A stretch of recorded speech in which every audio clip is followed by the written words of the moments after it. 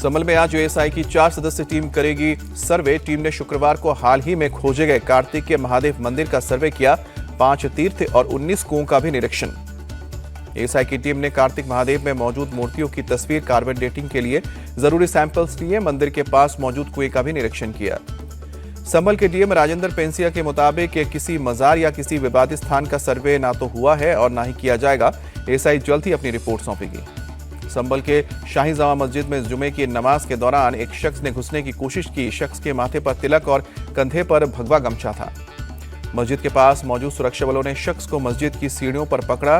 पूछताछ में बताया मस्जिद में महादेव के दर्शन और पूजा करने के लिए जा रहा था।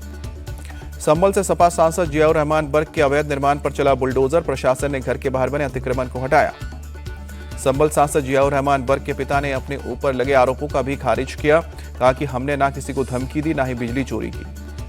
पिता ममलुक उर रहमान बर्क ने योगी सरकार पर बेइज्जत करने का आरोप लगाया। कहा कि आजम खान की तरह हमें टारगेट किया जा रहा है। यूपी के डिप्टी सीएम केशव प्रसाद मौर्य ने कहा कि जियाउर रहमान बर्क ने बिजली चोरी की है। दंडित चार्ज भुगतना हो करे और सपा से जुड़े लोगों का यही संस्कार होता है। कानपुर में 2 दर्जन से ज्यादा अवैध कब्जे वाले मंदिरों का किया गया जीर्णोद्धार। जिला प्रशासन और पुलिस की मौजूदगी में मंदिरों की साफ सफाई की गई। राष्ट्रीय मठ मंदिर समन्वय समिति ने मुस्लिम बहुल इलाकों में अवैध कब्जे वाले मंदिरों की खोज की।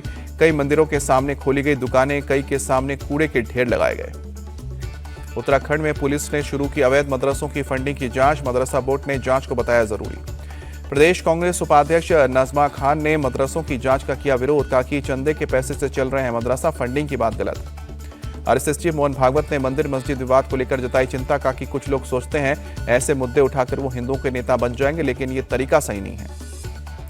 मोहन भागवत ने कहा कि अयोध्या में राम मंदिर बना क्योंकि वो आस्था से जुड़ा मामला था, लेकिन हमें आपसी झगड़े की बजाय मेलजोल और सद्भाव की मिसाल कायम करनी चाहिए जो दुनिया के लिए रोल मॉडल बने। सीएम योगी आदित्यनाथ ने सनातन को भारत का राष्ट्रीय धर्म बताया। कहा कि जिसने हर मत मजहब को विपत्ति के वक्त शरण दी। अयोध्या में सीएम योगी ने कहा कि विश्व मानव सभ्यता को बचाना है तो सनातन का सम्मान करना होगा। पूछा कि हर समय हिंदुओं के मंदिर ही क्यों तोड़े गए। पीएम मोदी का आज से 2 दिन का कुवैत दौरा। 43 साल बाद पहली बार भारतीय प्रधानमंत्री करेंगे कुवैत का दौरा। पीएम मोदी का कुवैत के आमिर शेख मशाल अल अहमद अल जबार अल सवा ने निमंत्रण का पेशकश की थी। कुवैत के उच्च नेतृत्व से मुलाकात करेंगे। पीएम मोदी कुवैत में भारतीय समुदाय को भी करेंगे संबोधित। हाला मोदी कार्यक्रम की हो रही है जोरदार तैयारी। एक देश एक चुनाव के लिए 39 सदस्य जेपीसी का गठन। लोकसभा से 27, राज्यसभा से 12 सदस्य शामिल। बीजेपी सांसद पीपी चौधरी बने जेपीसी के अध्यक्ष। राज्यसभा सांसद फागनान कोन्याक और राहुल गांधी के विवाद का राष्ट्रीय महिला आयोग ने लिया स्वतः संज्ञान। संसद में महिलाओं के सम्मान की अपील की है। संसद के परिसर में धक्का मुक्की के मामले की जांच दिल्ली पुलिस ने क्राइम ब्रांच को सौंपी। लोकसभा में नेता प्रतिपक्ष राहुल गांधी के खिलाफ दर्ज हुई है एफआईआर। केंद्रीय मंत्री पीयूष गोयल का राहुल गांधी पर अटैक। कहा कि कुछ लोग पद तो ले लेते हैं लेकिन वो उसकी गरिमा नहीं सीख पाते। कांग्रेस के सांसद गौरव गोगोई का अमित शाह पर हमला। कहा कि वो 12 सेकंड बीजेपी और अमित शाह के लिए बहुत महंगे होंगे। गृह मंत्री को इस्तीफा देकर माफी मांगनी चाहिए। शिवसेना शिंदे गुट के सांसद नरेश महास्के ने कहा कि बच्चों जैसी हरकतें करते हैं राहुल गांधी। उनकी खुद की बाबा साहब से तुलना गलत। जेडीयू सांसद और केंद्रीय मंत्री ललन सिंह भी राहुल गांधी पर भड़के। कहा कि खुद की तुलना बाबा साहब अम्बेडकर से कर रहे हैं राहुल, ये बचपना नहीं तो और क्या है। ललन सिंह बोले कि राहुल का सपना प्रधानमंत्री बनने का और व्यवहार छात्र नेता की तरह है। ये सब अपरिपक्व के गुण है। लोकतंत्र ऐसे नहीं चलता। संसद में हुए विवाद पर मध्य प्रदेश के मुख्यमंत्री मोहन यादव बोले कांग्रेस हमेशा ऐसे हथकंडे अपनाती है जिससे उसकी विश्वसनीयता और कम होती जा रही है। मोहन यादव ने कांग्रेस पर निशाना साधते हुए कहा कि मैं उम्मीद करता हूं कि आत्म अवलोकन करें और इस तरह की बात से बचेंगे।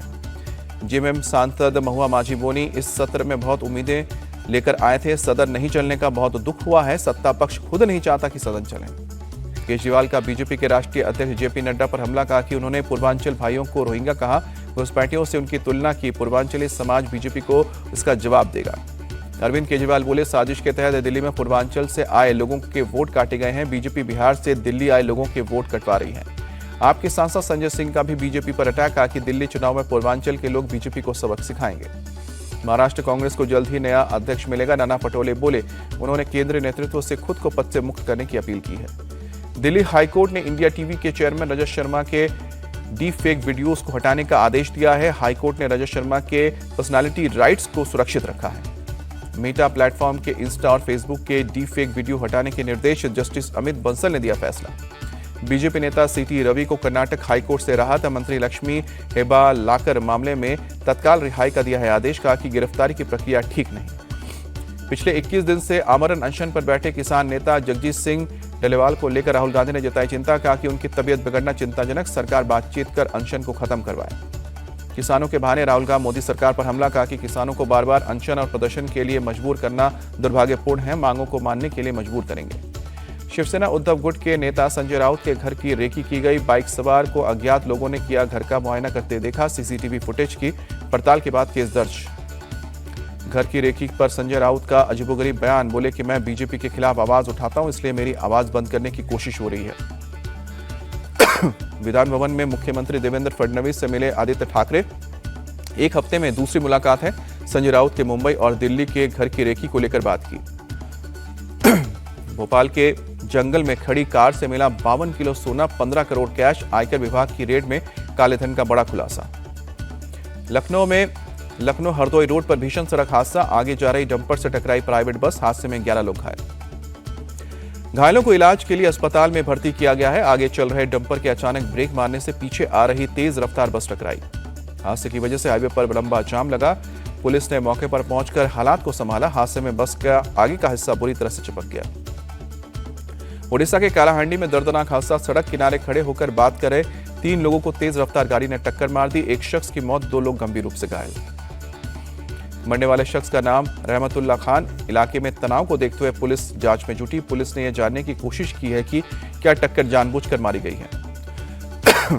बड़ोदरा में बुजुर्ग की बीएमडब्ल्यू कार से टक्कर मारने का मामला। 24 दिन बाद पुलिस ने टक्कर मारने वाले शख्स को पकड़ा, लेकिन कुछ ही घंटों में जमानत पर छोड़ दिया गया। हादसे में बुजुर्ग की हुई थी मौत। आरोपी को जमानत पर छोड़ने से मृतक के परिवार वालों ने काफी नाराजगी जाहिर की है। जयपुर के भाकुरोटा में हुए दर्दनाक हादसे में घायल एक और शख्स ने दम तोड़ा। अब तक कुल 12 लोगों की जान गई। महाराजगंज के परतवाल इलाके में अवैध निर्माण पर चला प्रशासन का बुलडोजर। सरकारी भूमि को मुक्त कराया गया। जमीन पर अवैध कब्जे को लेकर किया जा रहा था। स्थानीय पुलिस और राजस्व विभाग की टीम ने एक्शन लेते हुए काम किया। कानपुर नगर निगम ने बूचड़ खाने से सीसामऊ नाले पर हुए अतिक्रमण को हटाया। लोगों ने नाले पर कच्चे और पक्के मकान बना रखे थे। अतिक्रमण हटाने के दौरान सीसामऊ से सपा विधायक नसीम सोलंकी स्पॉट पर गई। महापौर प्रमिला पांडे से लोगों को कुछ समय देने की मांग की। महापौर ने कहा कि 1 सेकंड का भी समय नहीं मिलेगा। महापौर प्रमिला पांडे बोली, नाले पर बने घरों में बिना मीटर के ही लोग एसी चला रहे थे। नाले पर बाउंड्री बनाकर जाली लगाई जाएगी। फतेहपुर के महाखेड़ा में अतिक्रमण हटाने का काम तेजी से जारी। सड़क का चौड़ीकरण करने के लिए प्रशासन हटा रहा है अतिक्रमण। कांग्रेस कार्यकर्ता प्रभात पांडे की मौत पर पुलिस का बड़ा एक्शन। लखनऊ स्थित कांग्रेस दफ्तर का रूम नंबर 30 सील। मौत से पहले इसी कमरे में अचेत पड़े थे प्रभात पांडे। कांग्रेस ऑफिस के सीसीटीवी की भी जांच हुई है। फॉरेंसिक टीम ने भी छानबीन की। बुधवार को लखनऊ में प्रदर्शन के दौरान हुई थी प्रभात पांडे की मौत। परिवार ने जताई थी हत्या की आशंका।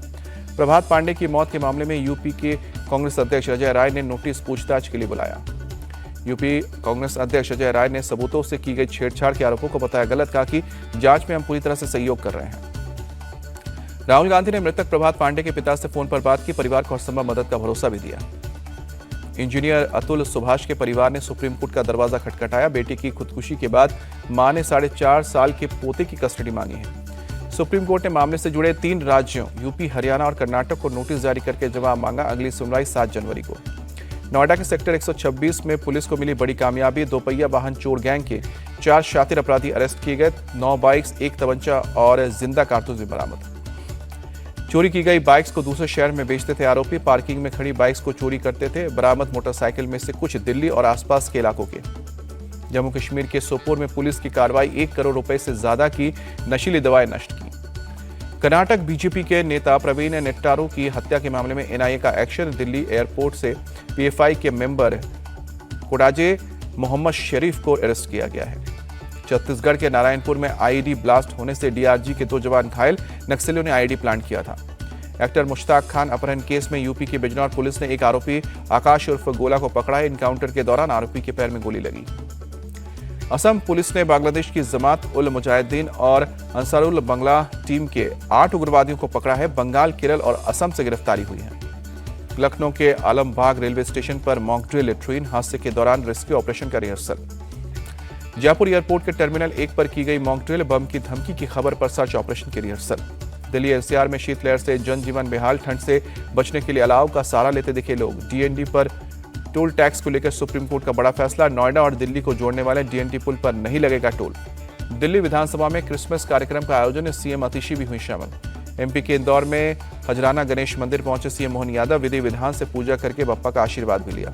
तमिलनाडु के उप मुख्यमंत्री उदयनिधि स्टालिन ने अपने निर्वाचन क्षेत्र चेपक का किया दौरा, राशन की दुकान का उद्घाटन किया।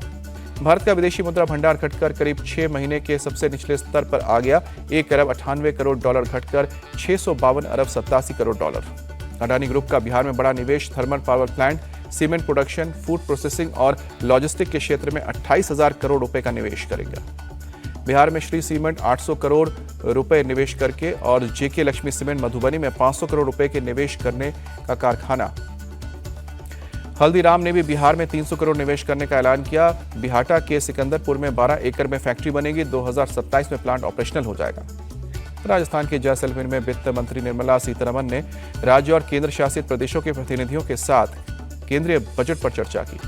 ऑस्ट्रेलियाई टीम भी आज कर रही है प्रैक्टिस। 26 दिसंबर से खेला जाएगा बॉर्डर गावस्कर सीरीज का चौथा टेस्ट।